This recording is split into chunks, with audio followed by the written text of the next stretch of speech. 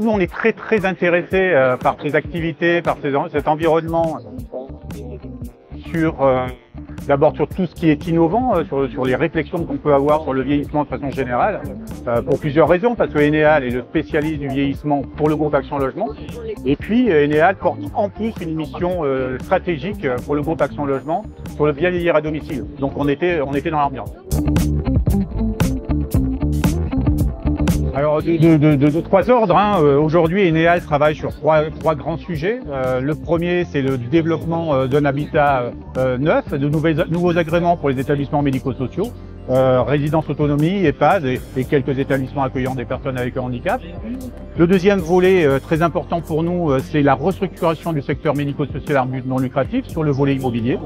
Donc là, on va travailler à aller acquérir des établissements et les rénover, les restructurer, tout en permettant à des gestionnaires médico-sociaux à but non lucratif, dans cet esprit-là, de conserver des niveaux de loyer, de redevances modérés, toujours pour avoir des niveaux de prix de journée modérés pour des personnes à revenus modestes. Et le troisième sujet très important pour aujourd'hui, c'est le bien vieillir à domicile. C'est le fait de porter la stratégie bien vieillir à domicile pour le groupe Action Logement.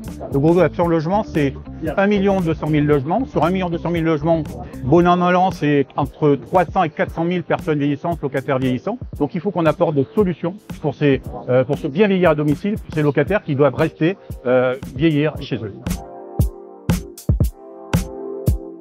Sur cette table ronde, moi, c'est l'échange, hein, c'est le fait d'apporter. On a les intervenants aujourd'hui vont nous apporter de l'innovation, de la réflexion sur le parcours résidentiel, sur des choix en matière de services, sur le financement, sur le fait de comment trouver des outils nécessaires à ce que tous on souhaite mettre en place au niveau stratégie, au niveau global groupe. Donc, dans ce genre d'événements et de tables rondes, des échanges nous permettent parfois d'ailleurs de signer des conventions et derrière d'engager de réels accords avec les intervenants sur ce type d'événements. Alors un scoop, pas vraiment, mais ce que je peux dire pour Enel, c'est qu'aujourd'hui Enel est sur sa lancée. On est aujourd'hui de doter des fonds propres tels que le groupe nous s'était engagé en dotation. Ça veut dire qu'aujourd'hui on a les moyens financiers pour faire notre activité, d'aller apporter notre savoir-faire et notre professionnalisme dans le secteur médico-social à but non lucratif. Et aujourd'hui en termes d'acquisition, on a des gros modèles, des grosses acquisitions à réaliser partout en France. On a des gros sujets aussi dans les drones.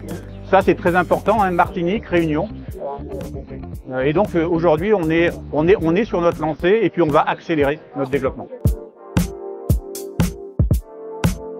Pour le logement social en général et pour Enel en particulier, nous ce dont on a besoin, c'est d'avoir des entreprises qui sont capables d'alimenter, qui sont capables de développer et de porter les outils qu'on doit mettre en place, nous, dans notre stratégie vieillissement, de façon globale. Ça veut dire quoi? Ça veut dire que les entreprises ne doivent plus s'arrêter au modèle start-up et au modèle innovation. Il faut maintenant qu'elles développent, il faut maintenant qu'elles soient capables de travailler sur des masses critiques. Parce que nous, nos commandes, ce sont des grosses commandes. Et il faut qu'on soit rassuré par le fait que ces entreprises vont pouvoir apporter, travailler sur les marchés qu'on va signer avec elles. Donc ça, c'est le vrai sujet aujourd'hui, c'est le passage à l'échelle, hein, à vrai dire.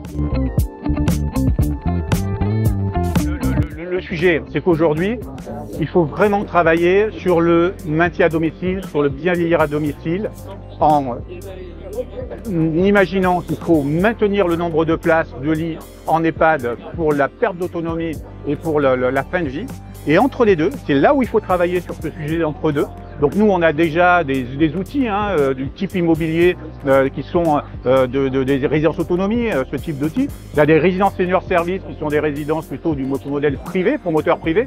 Mais là, il y a encore une grande marge de manœuvre à travailler pour avoir une forme d'habitat qui permette, entre le maintien, le bien vieillir à domicile, entre l'EHPAD, d'avoir encore une offre plus foisonnante, plus d'offres pour ces personnes qui sont entre deux.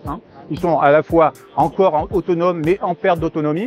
Et avec ça, il faut qu'on construise un rayonnement dans les quartiers pour le bien vieillir à domicile, pour apporter du service, de l'animation vers ces personnes vieillissantes. Cette structuration, cette mutualisation on doit arriver à structurer aujourd'hui. J'aurais un message assez simple, c'est-à-dire continuons à travailler ensemble, continuons à nous coordonner, à mutualiser les solutions, et c'est là où on trouvera des façons de faire, des meilleures façons de faire, des façons de travailler. On a tous besoin les uns des autres dans ce milieu-là.